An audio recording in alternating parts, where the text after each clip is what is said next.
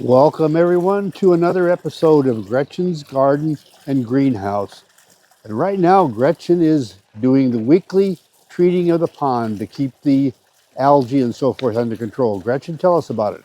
Well, the first thing I'm using is this Simply Clear, and it helps keep the water itself clear of string algae and the things like that. And it's a bacterial, so it won't hurt the plants and it doesn't hurt the fish. And then the second thing I use is this muck defense, and the muck defense is another organic treatment that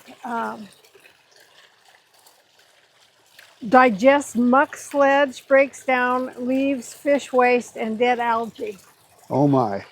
So, and I put in about 3 of these and I kind of toss them around so they're dispersed a little bit. Uh-huh. I'm just about out of them here. We're going to have to get some more.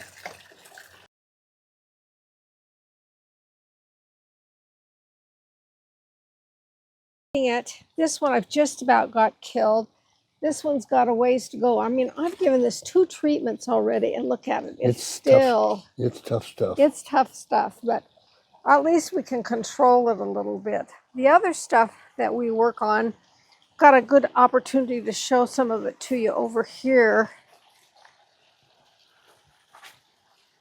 And, you know, weeds are just a constant battle. So if we come around here, we can get to it easier. Follow the creek bed in. Yeah, let's go in this way. One of the weeds that we constantly fight, but does pull up fairly easy, is this stuff right here.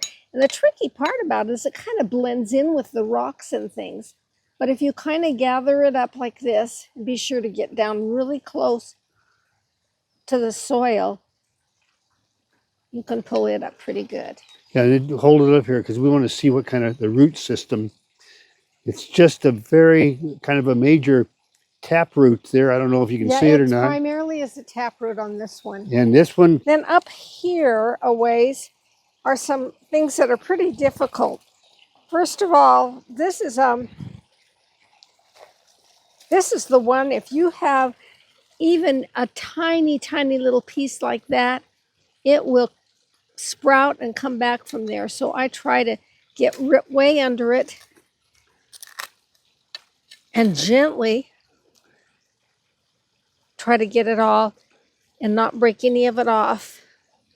Let's see the root system on that too.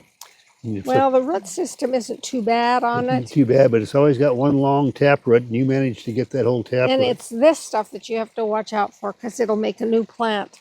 Yeah. So I'll throw that over in. We're going to talk about both of those in a few minutes. Now here we got another one of these. That's another one of those. Yep. Yep. And you can see how these blend in. Okay, now this little devil it just haunts me all the time. And it's another one. If you pull it from here, it will break off. Sometimes you can go way down in there and get it. But I can tell that's not going to come up. So you're better off if you loosen the soil. And it has a pretty good... It's got a real multifaceted or multi-strand root system. And it has these little yellow flowers on it that put out seeds too. That's the other issue that you've got with it. If anybody knows what that stuff is called, we'd sure like to know. We'll talk about the names of the other 2 in a minute. But we just call it light green clover. I mean, it's we don't know what it's called. Then the really difficult stuff to get rid of is this stuff right here. And it's interesting in that it sends out tendricles on top of the ground and underneath in the soil. I don't know if this one will show it, but let's see what we've got. Ooh, see, I've got a rock right there. That's the other thing. It grows right in between the rocks.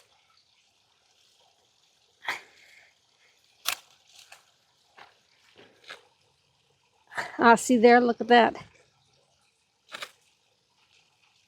So you've got to be sure and kind of work all of the stuff that's underground. And yeah, it has a very small amount above ground. And look at the weeds or the root system below ground. Hold that up so the camera can see. That is just a, in relation to the amount above ground, there is a bunch below ground. and then it spreads like this. Yeah. So you just never know when you start digging how much stuff you're going to get. Yeah, and one of the things Look about at this one. Oh, there we go. Yeah, See, this is a tiny little plant. And look at that. it's got a major root system, doesn't it? Though. Yeah, it does. So we've been busy with other things. So we do have a lot of weeds to pull right now. Yeah, And those are the major ones. Some of the other stuff is, we have also, we fight Canadian thistle. I don't have any back here right now. Most of what we've got right now is out front. And that's another thing that has a root system. And if you pull that out, it just breaks off and then it sprouts more. So you've got to, that's another one where I do spray. Yeah. Continue our discussion about weeds. I like to do most of my weeding with the long shovel that I showed you in a very recent past episode because I can stand up and do that. But some of the stuff just doesn't work. And here's what I found works really well for me. This tool right here, just very similar to the one Gretchen used when I'm having to kneel down. And this one, when I'm sitting down to do the work. Now this is one that I used a lot in the military about 60 years ago. At the time, I swore I'd never pick another one up, but who's to know that it would turn out to be one of the best gardening tools we've got. And let me show you. Let's get down here. First, I'm going to kneel. It's very will really reproduce. It's also an edible plant. It tastes very similar to very mild radishes, and it's a member of the watercress family. Anyway, that's looks very similar though to this one right here. In fact, this one gets to growing in there we go. We can dig it up and get into it. This is another one of the same thing that Gretchen showed you just a moment ago. And it grows the same as the other one, flat along the ground.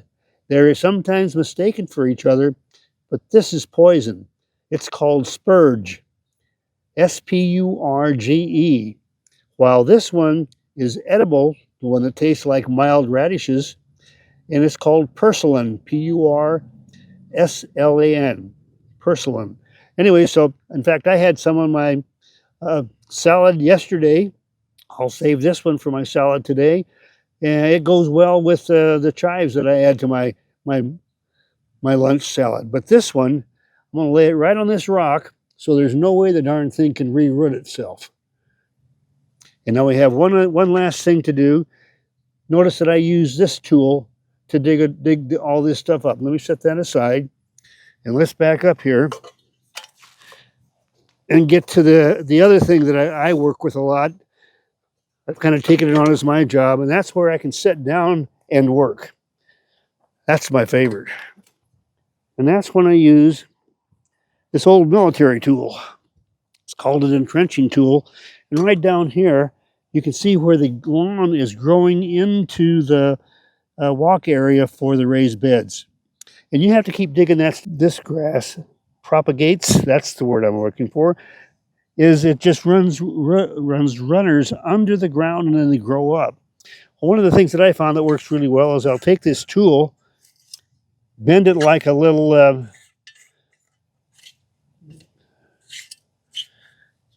axe, and now I can set right here in my little stool here and just come along the edge there, getting all that dug up. Then I can pry back, clean out whatever grass is in there, saving the dirt from off of the roots. And that's how we keep this edged all along here. I left this last little bit right here. I keep it edged every couple weeks. By the way, I wanted to show you something. We were talking about the spurge, this awful stuff right here.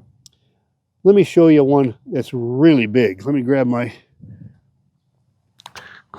this tool and my kneeler. We want to hear it when I got done. And I want you to see how big this spurge grew in 1 week. Now there it is in relation to my hands, and that's one plant. Right there, my hand is down there on the root area right in the center. Let me dig it up and break it loose so I can get it up, but still doesn't want to let go. So, because if you leave any of that root behind, it's going to come back from that root. And now I'll get that out of there, and you can see we had some pretty long roots, and it's going to come back because right there that one's broke off. That one's gone. That one's good, but we're going to have some of it come back, which it comes back pretty regular. And I'm going to set this up on the edge of the raised bed, so I know darn good and well it's not going to re-root itself from any of this. But anyway, that's all that I have for today. Is there anything else you want to talk about, Gretchen? Well, we have a major change going starting Monday. Oh. And so... well, walk over there and let's talk about it. Okay. We have a shed right here. And then we have a large area of cement here. And we're going to be doing some constructing right there. Yeah, and that'll be the topic for next week is, well, the project that will be going on there and what we're going to use it for once that project is complete. Is that it, I think Gretchen? that's it for today. Okay, well, then let's go weed. Let's go weed. Well, let's turn this around and say goodbye to everybody. And there we are, completing another episode of Gretchen's Garden and Greenhouse. And we're the Beaties in Boise, Idaho. Bye.